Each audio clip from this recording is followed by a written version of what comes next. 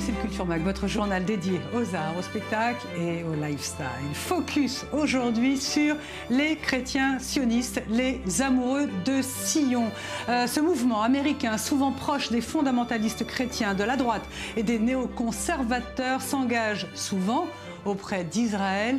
Cette semaine, un magnifique musée a été inauguré à Jérusalem, le FOZ, le Friend of Zion, les musées des Amis de Sion. Le Culture Mag était là. Au sommaire également, l'art politique du chinois Ai Weiwei. Londres lui rend un très bel hommage avec une grande rétrospective format XXL. Et puis, nous irons voir avec notre invité comment et pourquoi des jeunes peintres, des performeurs israéliens rendent hommage à Joseph Beuys. Ambigu, Joseph Beuys. Voilà pour le sommaire. Merci d'être avec nous. Alors, qui sont ces amis de Sion? Qui sont ces sionistes non juifs? Pourquoi s'engage-t-il auprès d'Israël? Un nouvel et magnifique musée s'est inauguré cette semaine à Jérusalem, le FOZ, le Friend of Zion. L'occasion pour Léa Bouchoucha avec Nassib Safadi d'en savoir un peu plus sur ce mouvement qui puise ses racines auprès des évangélistes américains. Reportage.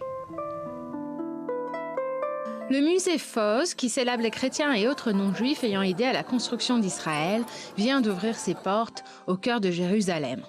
A priori, le terme de chrétien sioniste est pour le moins étonnant. Mais qu'importe, il s'agit avant tout pour le fondateur du musée Les Amis de Zion, Dr Mike Evans, de témoigner de l'authentique amitié unissant juifs et chrétiens. Premièrement, l'État d'Israël a besoin d'amis. Il y a des dizaines et des centaines de sionistes qui ne sont pas juifs, et ces sionistes non juifs aiment les juifs ainsi que l'État d'Israël. Ces chrétiens, qui sont-ils? Des sionistes purs et durs, issus de différents groupes généralement fondamentalistes. Ce mouvement s'est progressivement développé aux États-Unis, où il est devenu une composante de la droite évangélique. Si le musée leur rend hommage, c'est parce que des milliers de non-juifs, protestants, catholiques, pour la plupart méconnus, ont épousé la cause du sionisme. Juifs et non-juifs, ils ont tous investi leurs rêves, leur fortune et leur vie pour aider à créer et promouvoir cette nation que nous aimons tous. Ces amis de Sion qui nous ont précédés ont payé leur part. C'est maintenant à notre tour de suivre leur pas et de continuer ce qu'ils ont honorablement commencé. Le mouvement des chrétiens qui soutiennent ce nationalisme juif est pratiquement inconnu en France. Mais le sionisme chrétien, qui rassemble différents groupes généralement fondamentalistes, s'est progressivement développé aux États-Unis. Il est devenu une composante de la droite évangélique et bénéficierait de la bienveillance du mouvement néoconservateur. Abrité dans un bâtiment de 4 étages, le musée propose des expositions thématiques, notamment autour des personnalités politiques qui ont soutenu l'État d'Israël, comme le président américain Harry Truman ou encore le Premier ministre britannique Winston Churchill. L'inauguration a été célébrée la semaine dernière en grande pompe. Danseurs, chanteurs et nombreuses personnalités du monde politique, comme l'ancien chef d'État israélien Shimon Peres, président du comité de direction du musée, étaient présents au quartier branché de Nalat Shiva, dont une partie a été fermée pour l'occasion. Les hommes et les femmes courageux qui sont commémorés dans ce musée sont des héros. Ce sont des justes de la nation. Ils sont importants pour chacun de nous, pas seulement parce que beaucoup d'entre nous leur doivent la vie, mais surtout parce que c'est à eux que l'on doit notre sens moral de l'humanité.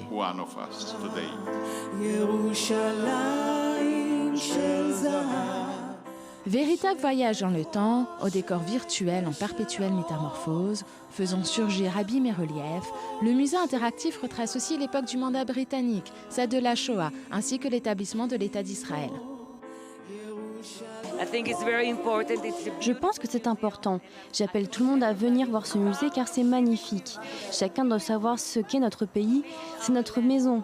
On ne sait pas où aller ailleurs. Et si les amis de Sion nous aiment et le croient aussi, je veux faire partie de cela.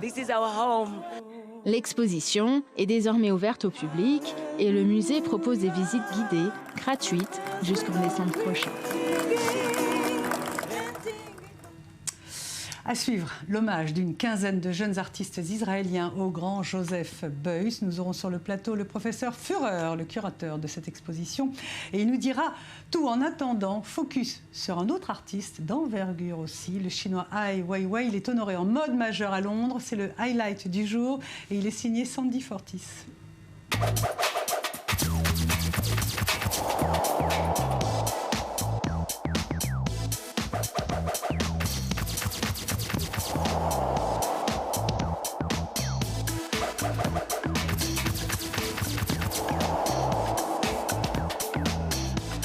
Ai Weiwei exposé à Londres, on a déjà vu, mais cette fois, la grande rétrospective de l'artiste chinois a un goût différent. Pour la première fois depuis 5 ans, Ai Weiwei est venu en personne pour superviser l'installation. Tout un symbole pour ce dissident dont le passeport avait été confisqué par les autorités chinoises en 2011. Sculpture, photos, installation monumentale, la rétrospective retrace 20 ans de travail, soit toutes les œuvres produites par l'artiste depuis son retour en Chine en 1993. Une exposition qui montre la grande variété des œuvres d'Ai Weiwei, que ce soit par la diversité des matériaux, bois, marbre, céramique, ou par ses différents combats politiques, comme ses œuvres sur le tremblement de terre du Sichuan ou sur son incarcération et son expérience de détenu en 2011. Et pour que les visiteurs ne passent pas à côté de la dimension symbolique et surtout politique de chaque œuvre, un audioguide est mis à leur disposition avec toutes les explications.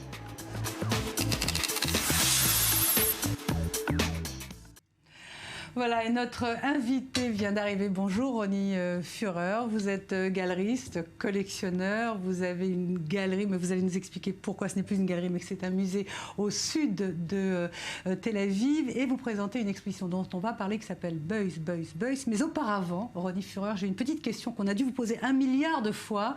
J'imagine que vous êtes juif, israélien. Jusqu'à quand ça vous a posé problème de s'appeler Führer dans ce pays? Ça ne me pose aucun problème en réalité, parce que j'ai réalisé au cours des années que le seul sentiment qui fait vraiment marcher les gens, c'est la peur. Bon. Et alors avec un nom pareil, les gens font plus ou moins ce que je veux. Ça c'est un bon argument. C'est sûr que ça fait fureur en Israël, ça doit faire un peu peur. Et surtout à l'international. Mais c'est mon nom. En allemand, ça veut dire leader. C'est tout. Vous êtes allemand d'origine? Non, pas du tout. Je suis né à Tel Aviv.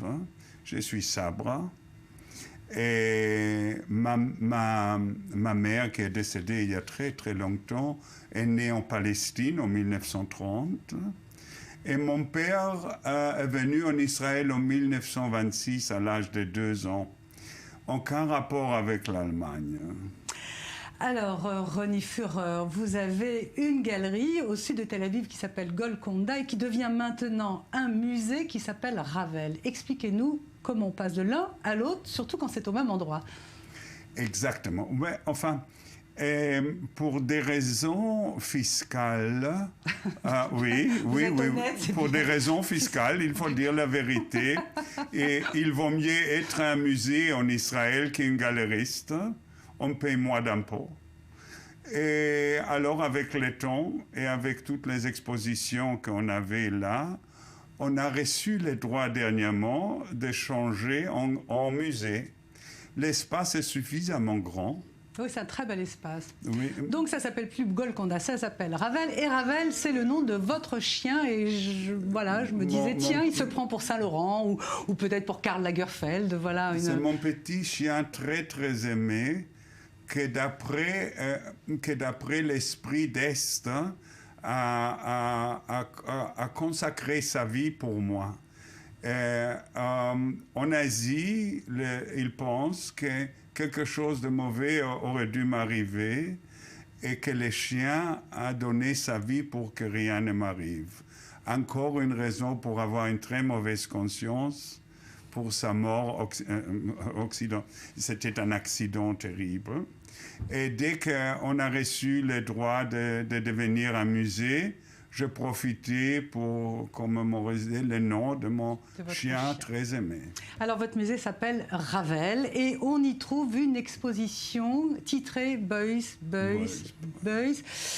Alors là aussi, pourquoi, bon, on va parler un peu de la personnalité complexe de Joseph Beuys, mais pourquoi avoir organisé cette exposition-là, lui rendre hommage à travers cette dizaine d'artistes?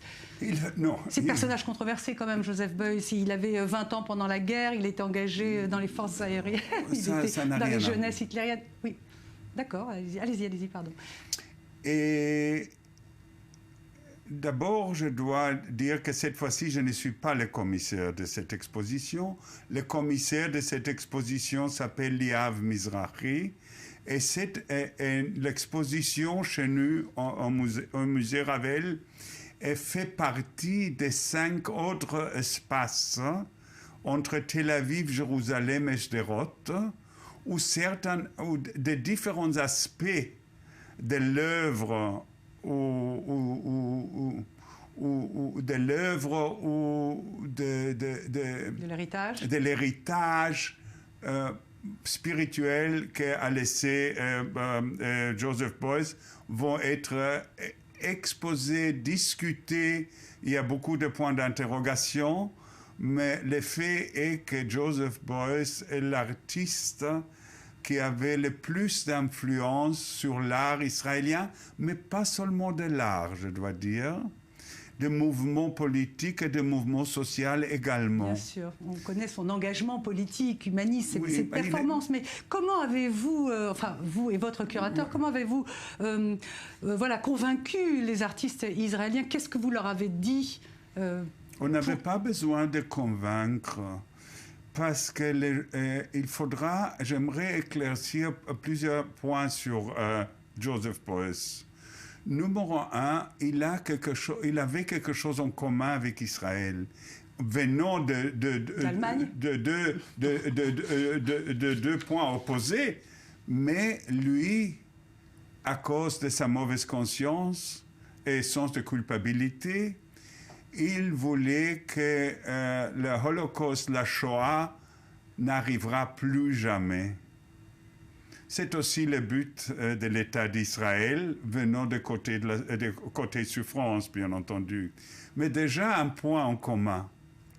Deuxièmement, il faut comprendre que le travail de Beuys est basé et influencé à 100% de ce qui lui est arrivé dans sa première partie de sa vie.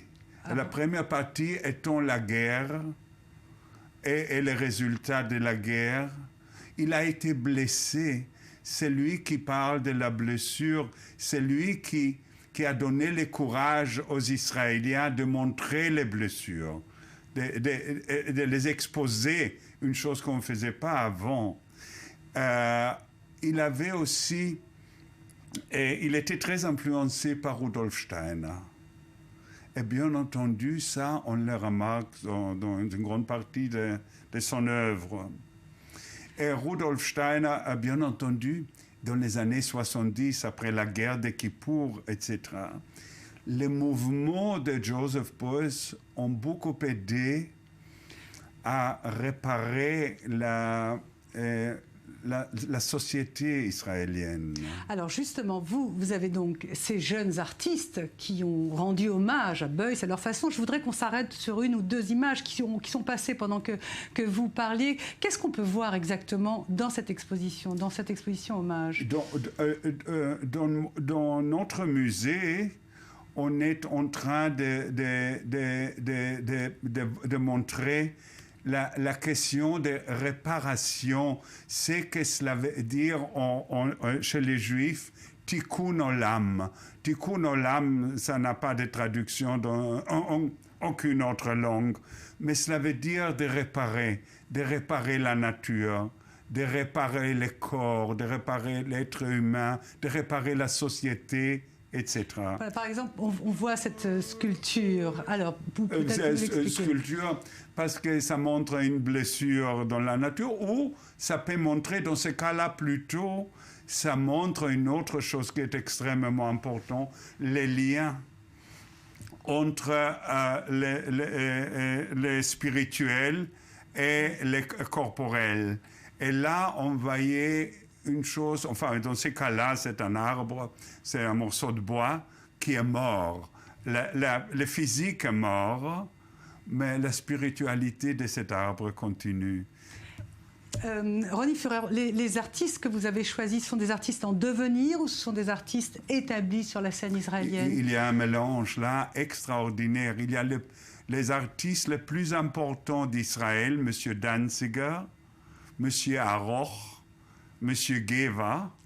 Et de l'autre côté, il y a des très jeunes artistes dont vous n'arrêtez pas de montrer ces photographes-là, qui s'appellent Gidon Levin, qui est originaire de la Russie, et qui parle plutôt dans ce photographe dans un aspect de Beuys qui s'appelle prendre des risques. Eh bien, écoutez, merci beaucoup. On va se terminer ce Culture Mag comme ça. Merci, j'invite tout le monde à aller voir cette exposition qui est à Tel Aviv, dans le sud de Tel Aviv. On se retrouve demain à la même heure, juste après C'est l'Info. Merci.